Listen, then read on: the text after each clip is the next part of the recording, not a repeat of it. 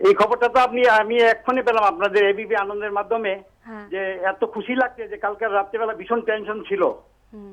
মেয়ে 6 পজিশন হয়েছে এটা পেয়েছি, কিন্তু ফাইনালি সিলেকশন হয়েছে কিনা সেটা পাইনি। কিন্তু এখন আপনাদের মাধ্যমে সকালবেলা খবরটা পাওয়াতে এত খুশি লাগছে যে কি বলবো, ভাষায় প্রকাশ করতে পারছি না।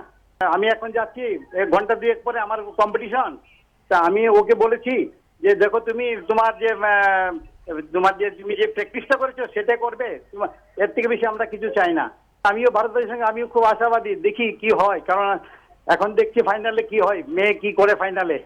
যেদিন থেকে সে টেস্ট ইভেন্টে কোয়ালিফাই হলো, তো এরপর থেকে সে ইন্ডিয়াতে এসে সে আমাদের যে স্পোর্টস অথরিটি অফ ইন্ডিয়া চাই যেটাকে বলে, সেখানে সে দিল্লিতে যে ইন্দিরা গান্ধী স্টেডিয়াম সেখানে সে গিয়ে প্র্যাকটিস করে। কারণ পদ্মনাভটা বলটা প্র্যাকটিস করার জন্য আমাদের আগরতলাতে কোনো এরকম কোনো ব্যবস্থা নেই, শুধু একমাত্র আইজিএম স্টেডিয়াম আছে দিল্লিতে। সে সায়ে ওইখানে ব্যবস্থা করাতে সে 3টা মাস সেখানে প্র্যাকটিস করতে পেরেছে। সে প্র্যাকটিস করে সে আজ এই জায়গায় এসে পৌঁছেছে। ভারতবাসীর মতো আমিও স্বপ্ন দেখছি যে মেয়ের হাত ধরে পদক আসুক।